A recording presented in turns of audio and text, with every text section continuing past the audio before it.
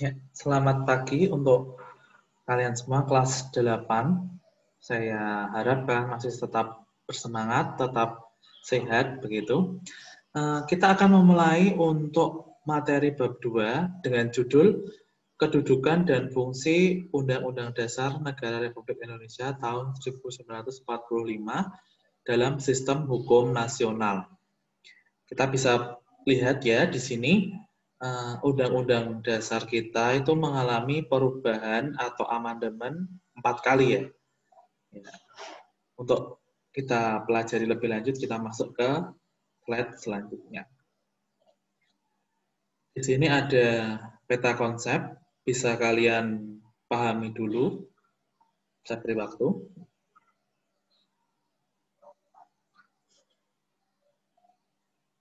Oke. Ada 3 bagian atau 3 subbab di dalam materi ini. Yang pertama adalah makna, dan yang kedua adalah kedudukan dan fungsi. Selanjutnya yang ketiga adalah kedudukan peraturan perundang-undangan dalam sistem hukum nasional. Kemarin kita sudah pelajari ya mengenai materi tambahan yang harus kalian pelajari di dalam sistem hukum nasional.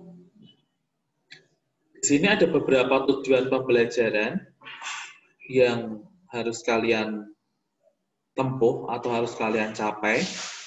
Yang pertama, menghargai makna, kedudukan, dan fungsi UUD NRI tahun 1945 secara adil sebagai bentuk sikap beriman dan bertakwa. Yang kedua, mendukung kedudukan fungsi dan makna konstitusi negara serta peraturan perundangan lainnya sesuai dengan UUD NRI tahun 1945. Dan yang ketiga, merasionalkan makna, kedudukan, dan fungsi UUD NRI tahun 1945, serta peraturan hukum lainnya dalam sistem hukum nasional. Dan yang keempat adalah melaksanakan makna, kedudukan, dan fungsi UUD NRI tahun 1945. Kalian sudah bisa melihat di sini, sudah jelas ya, mengenai isi dari pembukaan Undang-Undang Dasar Negara Republik Indonesia tahun 1945. Di sini ada 4 alinea. Saya tidak akan membacakan, saya hanya akan menunjukkan bahwa ada 4 alinea yang menjabarkan atau yang menunjukkan tujuan negara adalah alinea keempat. Kita bisa lihat di sini alinea keempat. Kita lanjutkan ke materi A, yaitu makna UUD dalam sistem hukum nasional. Sebelumnya kita akan mengenal dulu istilah dari konstitusi. Erat hubungannya antara undang-undang dasar dan konstitusi.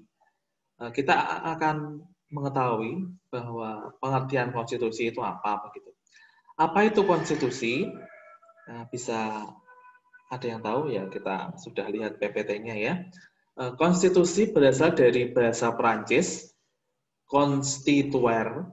Nah, saya ulangi, dari bahasa Perancis ya, constituere, yang artinya membentuk begitu. Jadi nanti kalau ada pertanyaan, constituere itu artinya membentuk.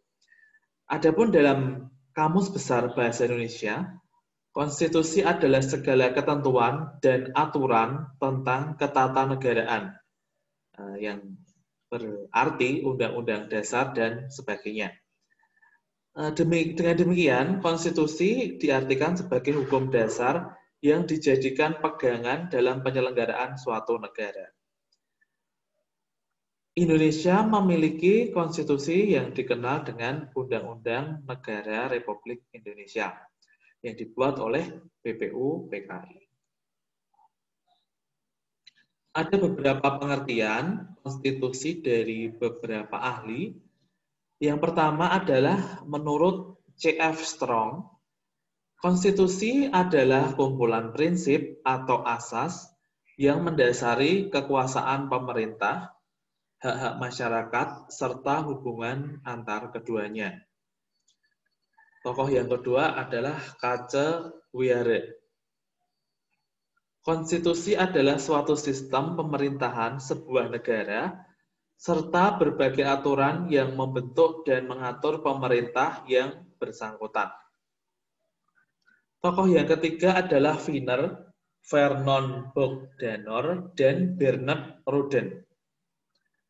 Di sini mengemukakan pengertian konstitusi adalah kumpulan aturan atau norma yang mengatur alokasi kekuasaan, fungsi, dan kewajiban antara berbagai badan dan pejabat pemerintahan, serta hubungan antara berbagai badan dan pejabat pemerintahan dengan rakyat.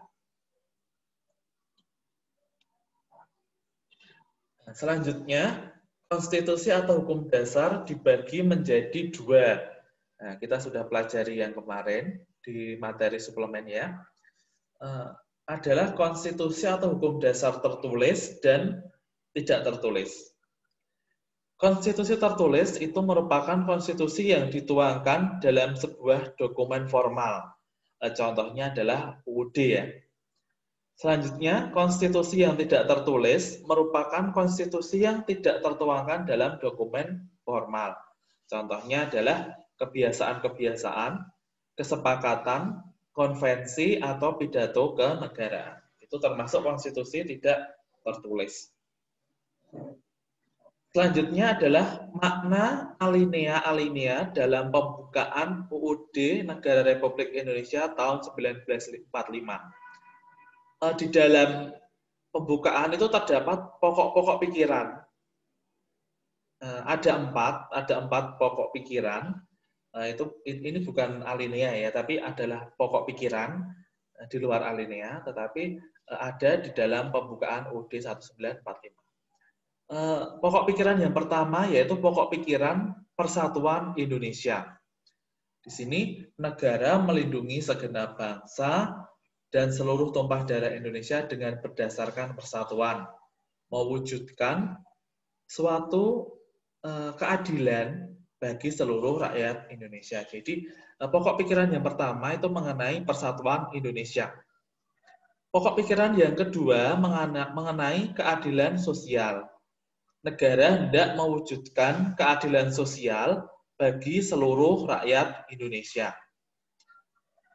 Pokok pikiran yang ketiga mengenai kedaulatan rakyat atau permusyawaratan atau perwakilan ya. Jadi pokok pikiran ketiga menjelaskan bahwa negara yang berkedaulatan rakyat berdasarkan atas kerakyatan dan permusyawaratan perwakilan. Pokok pikiran yang keempat yaitu ketuhanan dan kemanusiaan. Negara berdasarkan atas asas ketuhanan dan kemanusiaan yang adil dan beradab. Jadi ada 4 pokok pikiran. Yang pertama pokok pikiran persatuan Indonesia, pokok pikiran kedua pokok pikiran keadilan sosial, pokok pikiran ketiga mengenai kedaulatan rakyat, dan pokok pikiran keempat mengenai ketuhanan dan kemanusiaan. Kalau dijabarkan menjadi sila, yaitu pokok pikiran pertama adalah sila ketiga, pokok pikiran kedua adalah sila kelima, pokok pikiran ketiga adalah sila keempat, pokok pikiran keempat adalah sila 1 dan 2. Jadi kalau dihafalkan 3, 5, 4, 1, 2. Nah, ini kita bisa lihat sila ketiga, sila kelima, sila keempat, dan sila ke-1, 2. Hubungan antara pokok pikiran tersebut, sila negara kespersatuan itu yang pertama, selanjutnya mempunyai tujuan negara yang berkeadilan sosial dengan kedaulatan rakyat dengan berdasarkan ketuhanan yang Maha Esa. Selanjutnya, makna alinea bagi bangsa Indonesia antara lain sebagai berikut. Yang pertama, menjadi sumber motivasi, aspirasi, serta tekad perjuangan bangsa Indonesia. Yang kedua, menjadi sumber cita-cita hukum dan moral yang ditegakkan baik dalam lingkup nasional maupun dunia. Jadi sebagai pedoman moral begitu ya. Yang ketiga, mengandung nilai-nilai universal yang dijunjung tinggi oleh seluruh bangsa Indonesia. Yang keempat, menjadi sumber motivasi, aspirasi, serta tekad perjuangan bangsa Indonesia. Selanjutnya adalah makna UUD atau batang tubuhnya. Batang tubuh Undang-Undang Dasar merupakan perwujudan atau perincian dari pokok-pokok pikiran pembukaan ke dalam bentuk pasal-pasal. Oleh karena itu, setiap pembuatan peraturan perundangan lainnya di bawah Undang-Undang Dasar harus bersumber dan berdasarkan pasal-pasal yang berisi ketentuan dalam penyelenggaraan kehidupan berbangsa dan bernegara.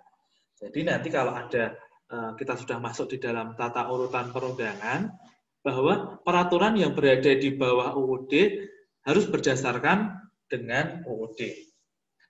Isi UUD 1945 yaitu ada dua, yaitu pembukaan UUD 1945 yang berisi 4 alinea yang merupakan pokok kaidah fundamental atau norma dasar. Di sini pembukaan tidak boleh dirubah. Jadi yang diamandemen itu adalah batang tubuh atau pasal-pasalnya. Terus yang kedua di sini adalah batang tubuh atau pasal-pasal. Ini tersusun atas bab, pasal, ayat, aturan peralihan, dan aturan tambahan. Saya kira jelas.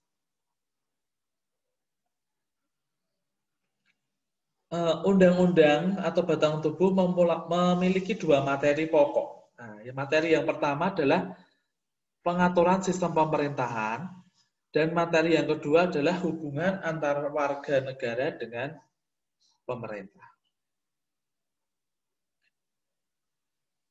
Oke, saya kira untuk subbab pertama cukup. Untuk materinya kalian bisa baca-baca untuk referensi tambahan di internet ataupun di buku paket bisa kalian baca, dan selanjutnya kalian bisa kembali ke psikologi untuk mengerjakan tugasnya. Saya sudah siapkan Google Form untuk bisa kalian isi. Demikian pembelajaran kita hari ini, semoga bermanfaat. Tuhan Yesus memberkati.